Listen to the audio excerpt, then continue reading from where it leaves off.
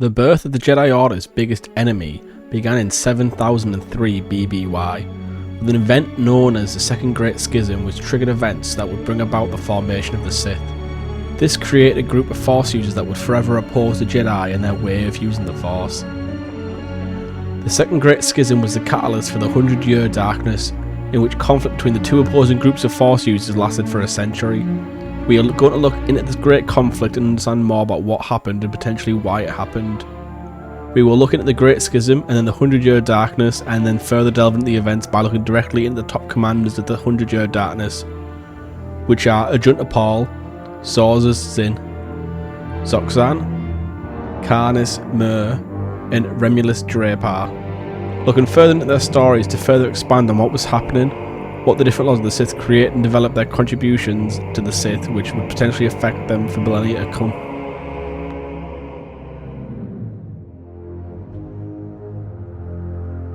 The Second Great Schism. During the year 7003 BBY, several Jedi who had been trying to expand their knowledge and power by investigating different parts of the dark side created a divisive split with the Jedi Order once it was discovered what they were doing. Many of these Jedi were using the Force to create and shape life.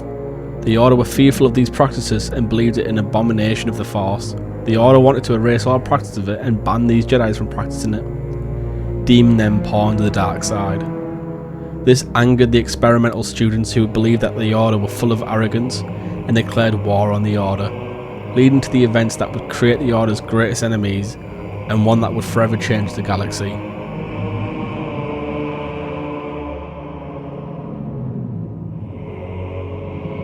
The 100-year darkness. Once the war had begun, the Jedi knew that they needed to work on a facility to imprison Force users and the most dangerous individuals in the galaxy, and therefore they constructed the Prism to imprison those that were a great threat to the Republican galaxy. Not many of the battles that took place were recorded during this time, and even those that were, very few bits of information are around about these events. However, we do have some information about 4 big moments of the conflict. The first one being the assault on the Jedi Order. The first key event of the 100-year darkness was in 7000 BBY, in which the Dark Jedi, after creating their own army and managing to build a fleet of spaceships, were able to declare war on the Jedi Knights. They did this through launching an assault on the Order with their entire fleet. This was the beginning of the 100-year darkness. There was also the Battle of Balmorra. The Battle of Balmorra was an event that demonstrated the real threat that the Dark Jedi potentially could be for the Order. After setting up the barricades and defences on the planet of Balmorra, these were destroyed and splintered by the Leviathans that were bred and created by the Gen Jedi, Sorzus Syn. Gen Jedi is a term that the Sith race used to reference the Dark Jedi that were exiled from the Order and banished to the unknown regions. The third event is the trap at Flewhacker. As the threat of the Dark Jedi had been determined during the conflict, the Jedi Order worked with the Republic to set up an ambush intended to trap the Dark Jedi on Flewhacker.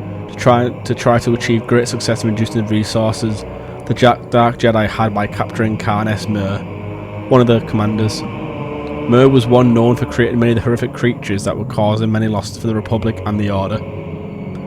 This trap unfortunately failed though. It was foiled by the Force-centered military tactics of Karness Muur, and therefore even with the preparations the Order failed, and this was a total Dark Jedi victory. The final event, the Battle of Corbus. After a century of fighting, both armies decided to make their final stand at Corbus. The destruction that the war had been inflicted on the galaxy needed to end, and those that were suffering had passed down from generation to generation due to the length of fighting. Corbus, a mining world, was a location chosen, with Ajunta Pall leading the Dark Jedi against all the enemies they had.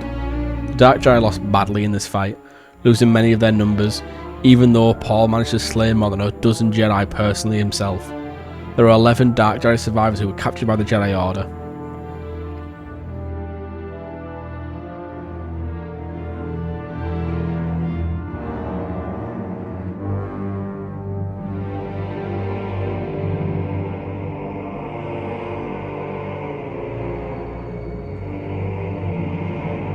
Who was Ajunta Pall?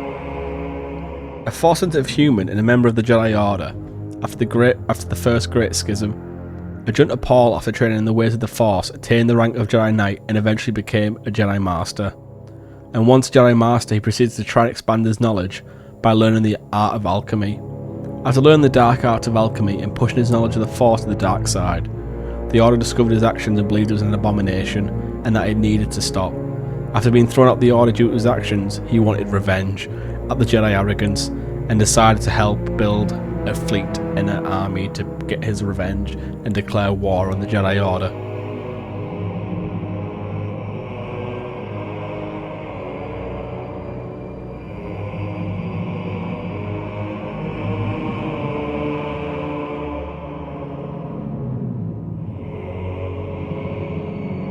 Who was Sorzus Syn? Allegedly the creator of the Sith Code, Sorzus Syn was once a former Jedi after being deemed fallen. In a Dark Jedi, they attempted to overthrow the Order using the power of the dark side alchemy that she'd learnt. She became one of the top commanders of the Dark Jedi. She was a master summoner and developed a number of creatures to use in their army. She created Shamblers, Howlers, Pit Horrors, and Leviathans. Leviathans were key during the battle on Balmorra, in which they were able to break through the barricades of the Jedi. Sorzus Syn chronicled that she was the creator of the Leviathan, even though there were rumours that Karness Muur was actually the creator. However, the chronicle and the believed fact is that it was indeed Sorzus Syn.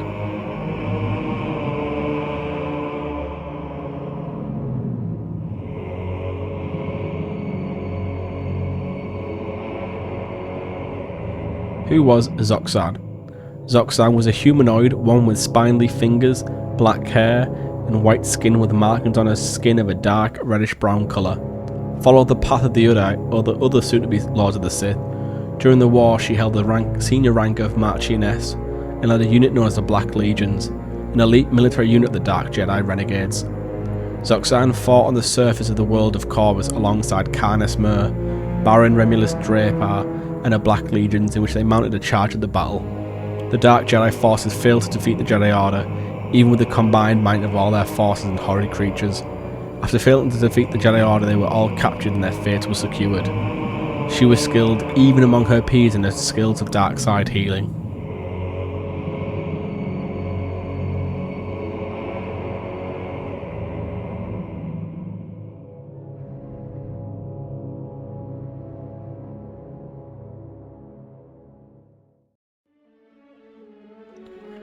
Who was Karness Muur? Karness Muur, born before 7000 BBY and brought into the Jedi Order as a child, grew into a powerful and promising Jedi Knight skilled in both lightsaber combat and use of the Force. Unfortunately though, he followed the path of the other Dark Jedi and became extremely knowledgeable and powerful in the dark side of the Force.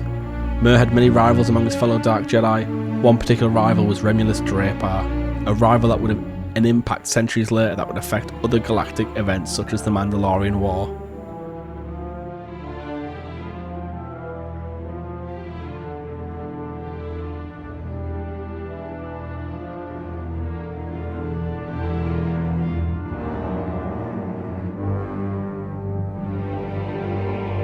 Who was Remulus Dreypa? Remulus Dreypa, a human Jedi, one who would become a Baron and a Jedi Admiral as he got older. A Jedi Admiral who then, after the Second Great Schism, changed over and became an Admiral for the Dark Jedi.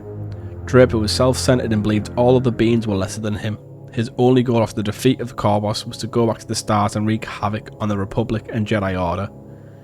He often believed that those beneath him were mongrels, and he used to repeat this statement to many, and everyone around him knew his thoughts and feelings.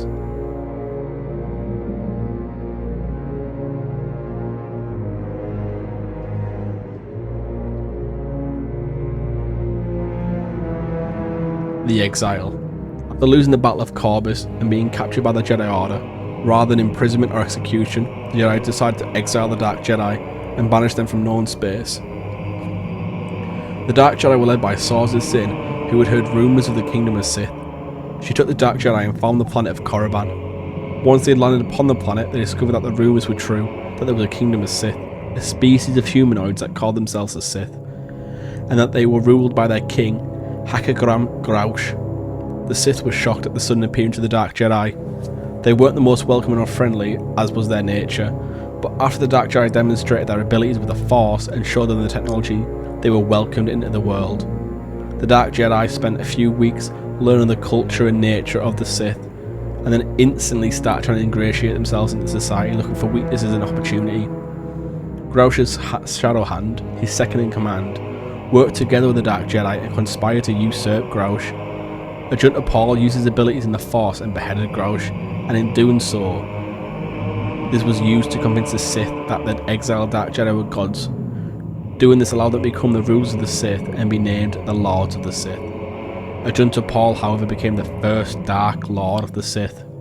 Sorzus Syn tried to learn more from the Sith, and while doing so, she learned about the rumoured prophecy of the Sithari from the enslaved Sith, a perfect being who would one day lead the Sith. The Sithari would eventually rise up and destroy the Sith, but this would lead the Sith to become more stronger than ever before. This prophecy seemed very parallel to the Jedi legend of the Chosen One. Several of the exiled Dark Jedi used the Sith, taking their new weapons, Masasai warriors and their secrets of Sith alchemy, and went to use these to destroy the Jedi, even though Ajunta Pall, the Dark Lord of the Sith, ordered them to stay. These attempts failed, and not only that, but gave the Jedi the knowledge that their enemies, the Dark Jedi, out in Sith space had survived, and therefore give them something to worry about in the years to come. The Sith and Dark Jedi bred over the passing years and adapted the term Sith to reference both groups in the future due to inbreeding causing there to not be as much distinction between the two. The Sith, however, adapted to much of the culture of the Dark Jedi and started to wear more flashy garments and started becoming more cultured throughout the years.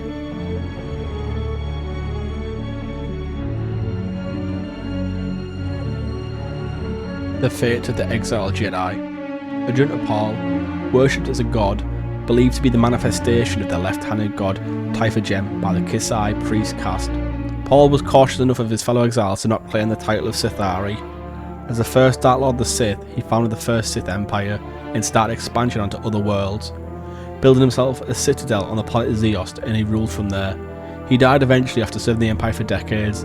His body was returned to Korriban, where he was placed in a tomb in what would become to be known as the Valley of the Dark Lords. XoXaan became one of Ajunta Pall's shadow hands and took up the mantle of Sith Lord. She appeared triumphant on Korriban at one point before the Sith people. Beside her was Karness Muur. The Sith Empire's capital became Zeost. XoXaan joined many others with ambition or rank to become part of the new Sith Council. She proceeded to develop her healing skills. She even went against the wishes of Sorzus Syn and took the treasure, the Yoke of Seeming, an artifact that allowed the wearer of this artifact to take on whatever appearance they so desired. She spent many years before her death recording knowledge into her very own Sith holocron. She was also given a royal mausoleum in the Valley of the Dark Lords. Her spirit remained in her holocron waiting for a successor worthy of her knowledge, which took over 6,800 years, till 17 BBY, when Asharad Het came to Korriban and took the holocron, and found someone to teach him the dark side. He went on to become Darth Krayt. Karness Muur, like many other Sith Lords, had constantly battled with his rival Sith Lords, and one of those key figures was Remulus Dreypa, who captured Karness Muur in a specialised stasis pod. Even though he was captured, he managed to survive by binding his spirit to his talisman, which allowed him to keep scheming even after his death. The talisman worked as a gateway to the living, in which his goal was for a strong Force sensitive to wear his talisman to give him the chance to possess the individual. This would come to light during the Mandalorian Wars too, with more than one person, but the key person of the few was Celeste Morn. Remulus Dreypa was a key figure in developing the Sith Order and its philosophies, such as caring only for oneself and to care for others would make them a slave to others. He received an amulet during the exile in the Stygian Caldera from Sorzus Syn. He learned about the potential of a crossbreeding which he wanted to use to keep his bloodline alive by his Sith priestess that he had his eye upon. Dreypa created oblates to imprison beings and make them endure a living death while preventing them from being detected by sensors. The original plan was to imprison Karness Muur, but Muur was assassinated before this could come to pass. Dreypa was one of the exiles who assembled a task force to take the fight back to the Jedi Order to gain revenge. He stole several Leviathan larvae from Sorzus Syn and left the Stygian Caldera to take the fight to the Jedi, but was discovered by a patrol that was watching out for the exiles, and a pursuit happened in which both groups crashed on the planet Kesh. The groups battled on Kesh, unable to leave the planet. They devastated the planet, causing what would be known as the Great Calamity. Dreypa realised during the fighting that the amulet he received from Syn was intended to trap his spirit. but Dreypa prevented this by altering the talisman and used it to control the Leviathan and increase his lifespan. He planted some of the lava into the volcano Cecil Spire and waited for them to mature for 4 millennia. Sorzus Syn, after becoming a Lord of the Sith, worked on developing her first diary titled Exile and Arrival, which she documented the events of the war and their defeat at the hands of the Jedi. Even though she was disappointed at how she had failed to become the Dark Lord of the Sith, she worked on helping build and improve the Sith Empire and its resources. The Sith Lords mapped the different Sith worlds and hyperspace routes, and the Dark Jedi built their own palaces on Zeust, while forming the Council under Ajunta Pall. She created 3 powerful artifacts for her fellow Sith Lords, a talisman for Karness Muur, and the second going to Remulus Dreypa, while the third stayed with her. Once a Dark Jedi had settled upon Zeust, Syn brought a group of Sith priests and slaves back to Korriban to open the sealed tombs, such as the cloister of Bilious Torment. After 7 days and losing 2 scores of her slaves, she managed to enter the sanctuary of Sacra Claw, which had been sealed for over 10,000 years, and lost an additional 6 slaves to Qatar, but was rewarded by finding a scroll with information on Sith alchemy and the holocron of King Nag Kru, which allowed her to learn about the Sith and the rule of their ancestral King Adas, who had fought off the Rakata. She proceeded to find more of the conquered Sith worlds to get more information, and saw a chained Draethos. She then learnt the history of the Sith and where they had attacked previously and conquered in their prior empire. Expanding her knowledge in sorcery and alchemy, she found ancient scrolls and resisted the curse that was protecting the scrolls, and studied them. It is believed that this helped her develop the Sith Code.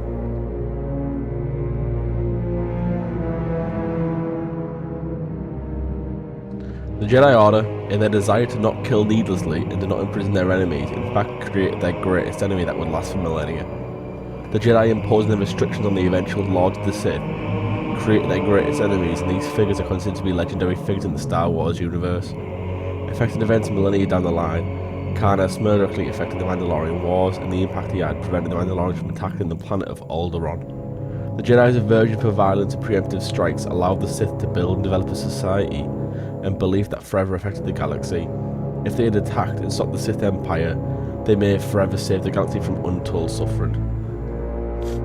The Sith and their prophecy of a Sithari who would destroy the Sith and allow it to grow stronger than ever before is believed to be Darth Bane. He destroyed the Sith and changed it to create the rule of 2, which greatly reduced the amount of Sith, but those that became the Sith afterwards reached untold heights of power. So I hope you've enjoyed this video. I hope you've enjoyed hearing about the formation of the Sith and the different individuals we've been talking about. I'll be looking at trying to do other videos focused on these different types of characters, these smaller stories that we don't hear much about. So if you enjoy it, please subscribe, leave a comment, explain what you want to hear about, any characters, any stories. So yeah, thank you for watching.